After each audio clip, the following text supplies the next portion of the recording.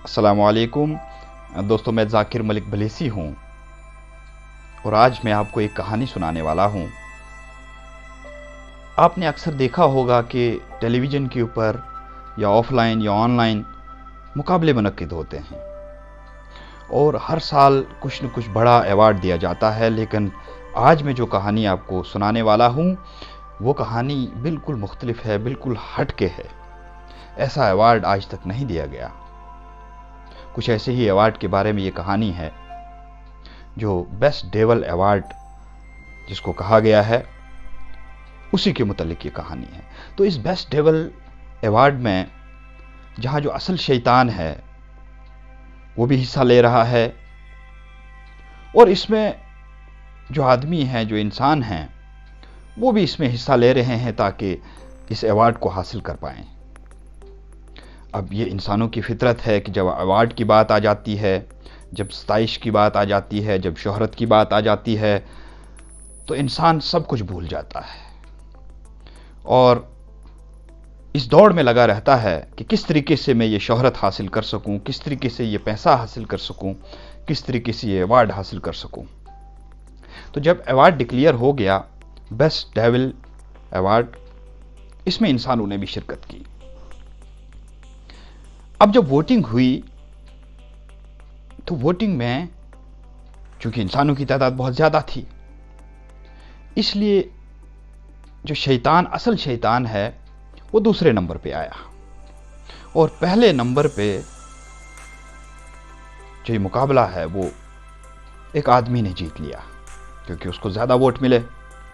जब ये फैसला हुआ कि ये अवार्ड किसी आदमी को मिलना है, तो आदमियों के दरमियान आपस के जो इख्तलाफात थे, उस बिना पर यह तय नहीं हो पाया कि यह किस आदमी को मिलना चाहिए। तो इस पर एक इजलास बुलाया गया और इजलास में एक कोने पर असल शैतान भी बैठा ताकि वो भी देख पाए कि जो ये आदमियों की एक मीटिंग बुलाई गई है, इसमें क्या कुछ फैसला हो पाएगा।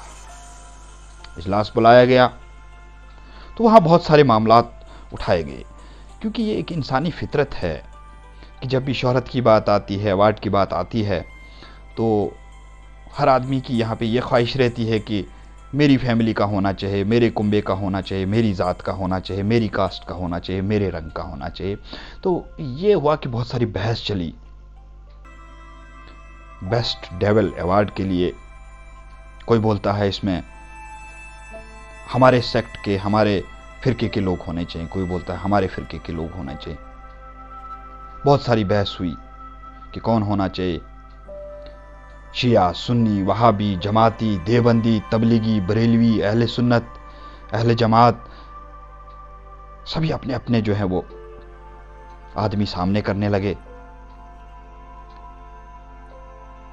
अब कुछ लोग बोले कि नहीं नहीं नहीं नहीं, ये नहीं चलेगा, इसमें गुज्जर होना चाहिए, पहाड़ी होना चाहिए, कोई बोलता है कश्मीरी होना चाहिए, कोई बोलता है डोगरी होना चाहिए, कोई बोलता है पंजाबी होना चाहिए, और कुछ लोग बोल रहे थे कि भाई राजपूत होना चाहिए।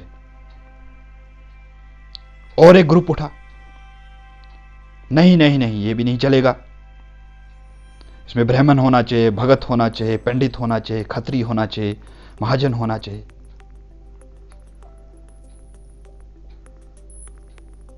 दूर कोने में बैठे हुए कुछ लोग जोर जोर से नारे भी मार रहे थे, काला होना चाहिए, गोरा होना चाहिए। इस महफिल में कुछ जबानदान भी बैठे हुए थे जिनको जबानों से बड़ा प्यार होता है, जबानों की बड़ी फिक्र होती है उनको। वो भी बोले नहीं नहीं नहीं नहीं, हिंदी वाला होना चाहिए, उर्दू वाला होना चाहिए, पंजाबी वाला होना चाहिए, संस्कृत वाला होना चाहिए, कश्मीरी वाला होना चाहिए, डोगरी वाला होना चाहिए, पहाड़ी वाला होना चाहिए, भद्रवाही वाला होना चाहिए, पोगली वाला होना चाहिए, सराजी वाला होना चाहिए।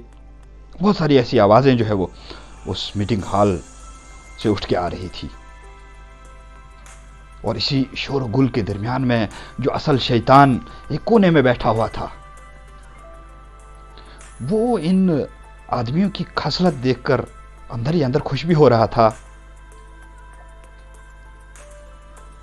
और ये कह रहा था, वाह क्या शैतानी है।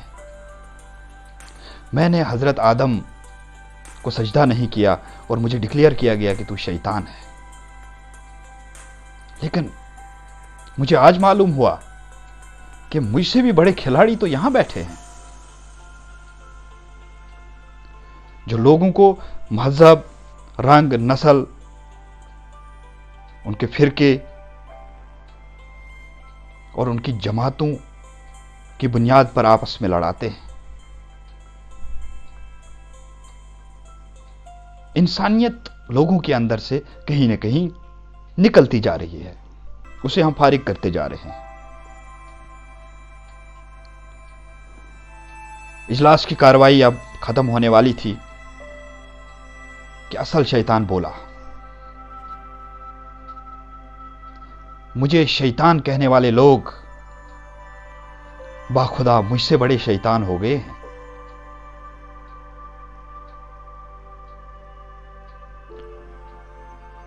हम लोगों को इस कहानी से यह सबक सीखना चाहिए कि हमें इंसान बनने की कोशिश करनी चाहिए। Humanity first. जो हम फिरकों में बटे हुए हैं, जमातों में बटे हुए हैं, रंग, नस्ल, जात पात के चक्कर में पड़े हुए हैं, इससे ऊपर उठ के हमें इंसानियत के लिए काम करना चाहिए। वरना जो ये शैतान एक कोने में बैठकर आपका तमाशा देख रहा था और हंस रहा था, यह इसी तरीके से खुश होता रहेगा। आशिक लिली साहब को जब इस कहानी का पता चला, जब इस मुकाबले के बारे में उनको जानकारी मिली, तो उन्होंने ये बात काका जी से शेयर की और काका जी ने